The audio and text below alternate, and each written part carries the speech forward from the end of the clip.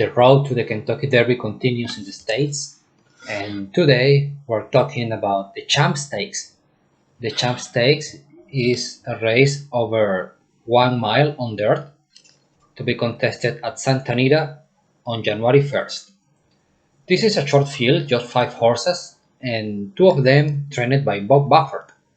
Bob Baffert has New Grange, a horse that broke his maiden at Del Mar on November 28th. He won gate to wire on a 6 furlong race. Now he's stretching out to 1 mile, and being by violence, he looks like the long speed in this race. The concern is that he's stretching from 6 furlongs to 1 mile, and that it would be an issue. And also he's slightly raised, he lacks of experience. But if the pace is slow, he has a shot. The other buffer is Rockefeller. Rockefeller is the money line favorite. He's 8-5, and he broke his maiden on August at Del Mar in a 6 furlong race. He won also gate to wire. Then he tried the American Pharaoh Stake when he was a distant fourth, and he was a not threat in that race. Then he chipped to New York and run in the Nashua Stakes, and he won that race gate to wire by 2 3/4 of a length. But he beat a suspicious field that day, and he showed some greenness in the stretch. So he's still a green horse. Now let's talk about Oviatt Class. Oviatt Class broke his maiden when he stretched out to 1 mile, won by 4 lengths. Very easy that day. Then he tried American Pharaoh and was third to Corniche. That was a good race. Then he was a kind of disappointment in the Breeders' Cup Juvenile. He was fifth. He finished 8 lengths behind Corniche, and he was off low at the start. This horse is called, I think he needs some pace, and he would appreciate some full fields. This is a short field, and probably the pace would be a bit slow, so the pace dynamics don't suit him in this time. Now let's talk about my top selection. He is Mackinnon. Mackinnon unveiled on May on dirt, but this race was over 4 furlongs and a half. That was too short for him, and he was just fourth, 9 lengths to the winner. 1 month later, he moved to the long, and in a 5 furlong race, he was second.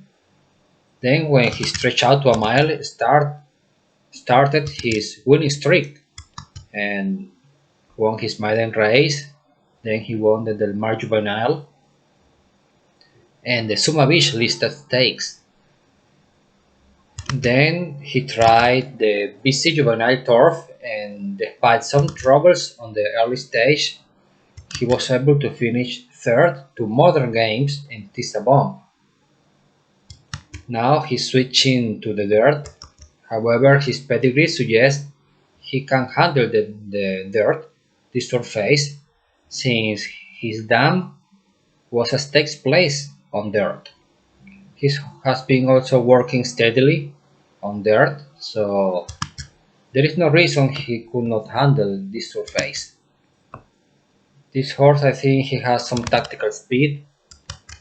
Last time out, he ran in the back of the pack, mainly because he had some trouble at the start on the early stage. He jockey pulled it home early, and he lost some ground on the first turn.